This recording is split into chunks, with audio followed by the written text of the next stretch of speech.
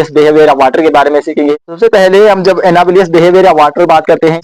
जाहिर सी बात है इनमें कुछ डिस्टेंस होता है एज कम्पेयर टू सॉलिड्स के, और डिस्टेंस जो होता है वो हमारे पास नॉन यूनिफॉर्म होता है, यूनिफॉर्म नहीं होता, नॉन यूनिफॉर्म। अब जाहिर सी बात है जब डिस्टेंस हमारे पास जो है लिक्विड का है वो नॉन यूनिफॉर्म है, वाटर उठा लें तो नॉन यूनिफॉर्म है, तो फिर उसमें से जो हमारे पास बॉन्ड होगी नॉन यूनिफॉर्म है, तो बॉन्ड भी हमारे पास नॉन यूनिफॉर्म होगी, non uniform bond is also known uniform. हमारे पास जो बॉन्ड होगी वो खुद भी नॉन यूनिफॉर्म होगी, नॉन यूनिफॉर्म में है। जाहिर सी बात है अगर हम ऐसे कहते हैं कि हमारे पास जो होता है लिक्विड, तो फिर यहीं पे एनाबलिस बिहेवियर ऑफ वाटर में हम लोग ये जानने वाले हैं कि आइस जो होती है, आइस वो वाटर पे फ्लोटिंग कैसे करती है और आइस में शेप जो है मखसूस कैसे आ जाती है। अगर डिस्टेंस नॉन यूनिफॉर्म है तो ये तो अंडरस्टूड बात है कि उसमें जो हमारे पास बॉन्ड होगी वो भी नॉन यूनिफॉर्म बॉन्ड होगी, तो फिर इसलिए वो जो हमारे पास लिक्विड है वो उसकी शेप खास कोई भी नहीं होती। बिहेवियर ऑफ वाटर के बारे में सीखेंगे। सबसे पहले हम जब एनाबिलियस बिहेवियर ऑफ वाटर बात करते हैं, यानी कि अगर मैं बात करूं कि यहीं पे वाटर जो है लिक्विड में है, अगर ये किसी कंटेनर में है तो कंटेनर के दौरान के जो मॉलिक्यूल्स होते हैं वो हमारे पास कुछ इस तरीके से होते हैं, इनमें से कुछ डिस्टेंस होता है, और डिस्टेंस जो होता है वो हमारे पास कौन सा होता है, नॉन यूनिफॉर्म होता है। कि यूनिफॉर्म यूनिफॉर्म मतलब नहीं है, वो हमारे पास डिस्टेंस जो होगा, डिस्टेंस हैव डिस्टेंस, जाहिर सी बात है इनमें कुछ डिस्टेंस होता है एज कम्पेयर टू सॉलिड्स के, और डिस्टेंस जो होता है वो हमारे पास नॉन यूनिफॉर्म होता है, यूनिफॉर्म नहीं होता, नॉन यूनिफॉर्म। अब जाहिर सी बात है जब डिस्टेंस हमारे पास जो है लिक्विड का है वो नॉन यूनिफॉर्म है, वाटर उठा लें तो नॉन यूनिफॉर्म है, तो फिर उसमें से जो हमारे पास बॉन्ड होगी नॉन यूनिफॉर्म है, तो बॉन्ड भी हमारे पास नॉन यूनिफॉर्म होगी, non uniform bond is also known uniform.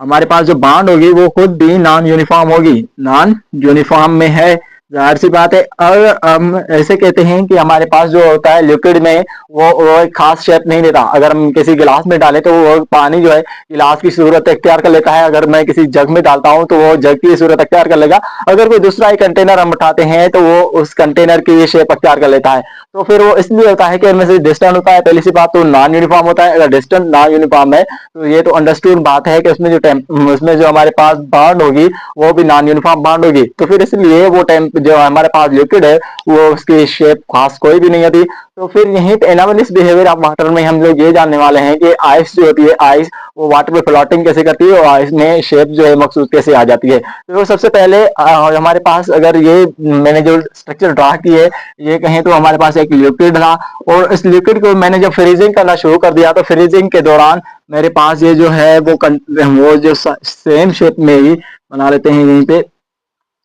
ये जो है हमारे पास इसका जो मॉलिक्यूल्स यूनिट पर एरिया वो जो है वो कम हो जाएगा, यानी कि यहीं पे जो मॉलिक्यूल्स हैं बिल्कुल वही मॉलिक्यूल्स हमारे पास कम हो जाएंगे। यानी कि मॉलिक्यूल्स कम होना मतलब उसमें से जो हमारे पास है डेंसिटी कम हो गई है, the molecule per unit area is known as density. अब यहीं पे जो है हमारे पास डेंसिटी कम हो चुकी है, ऐसा कहें तो हमारे पास ये आइस है। अब ये आइस जो है हमारे पास यूनिफॉर्म बॉन्ड्स बना लेंगी। अब कैसे देखो, सबसे पहले ये जो हमारे पास मॉलिक्यूल्स थे, यहीं पे हमारे पास मॉलिक्यूल्स बहुत ज्यादा थे, जैसे 1 2 3 4 5 6 7 8 9 10 11 12, यहीं पे 20 मॉलिक्यूल्स हैं, और इसके अलावा यहीं पे हमारे पास 5 मॉलिक्यूल्स हैं, यानी कि यहीं पे 12 मॉलिक्यूल्स और यहीं पे हमारे पास 5 मॉलिक्यूल्स हो गए वाटर के। और तो और इनमें से जो हमारे पास ये बॉन्ड है वो बॉन्ड भी हमारे पास यूनिफॉर्म बॉन्ड में आ गए। कैसे देखो, सबसे पहले ये जो हमारे पास बॉन्ड बनाएंगे ये इस तरीके से कुछ बनाएंगे, ये इसकी बॉन्ड ये बिल्कुल यूनिफॉर्म में होगी, और इसीलिए हमारे पास जो कि आइस क्रिस्टल्स होते हैं उनकी शेप्स बहुत ही एक अच्छी होती है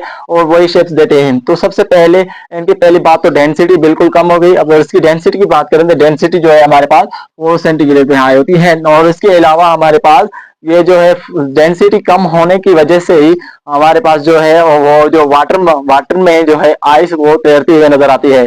ये है उसके प्रॉपर्टीज ऑफ द आइस में। अब जो तैरती हुई नजर आती है इसका बेनिफिट्स क्या है, हमारे पास ये बेनिफिट्स क्या है, ये जो समुद्र वगैरह होते हैं जो ज्यादा होते हैं, लो टेम्परेचर होने की वजह से वहीं पे क्या हो जाता है कि बर्फ जम जाती है। अब अगर ये प्रॉपर्टीज आइस में ना होती, कि डेंसिटी अगर हाई होती तो डेंसिटी वहीं पे वाटर में ही अंदर चली, वो जो आइस है वो अंदर ही जमना शुरू कर देती। अब वहीं पे जो लिविंग ऑर्गेनिज्म से, प्लांट से, फिश थी और जो एक्वेटिक ऑर्गेनिज्म से उन्हें वही तो ये उन्हें इफेक्ट होता है, इसलिए ये जो एनामेलियस बिहेवियर ऑफ वाटर है, इससे उनका वही बेनिफिट है कि वो जब भी लो टेम्परेचर होता है तो वो हमारे पास तैरती हुई नजर आती है। ये वाटर की प्रॉपर्टीज आई होप आप लोग को समझ आए होंगे। अगर समझ आइए तो लाइक कमेंट और शेयर जरूर कीजिएगा, अपने दोस्तों के साथ भी शेयर कीजिएगा ताकि वो भी इन वीडियो से फायदा उठा सके। मिलते हैं अगली वीडियो में, तब तक के लिए अल्लाह हाफिज। Thank you so much.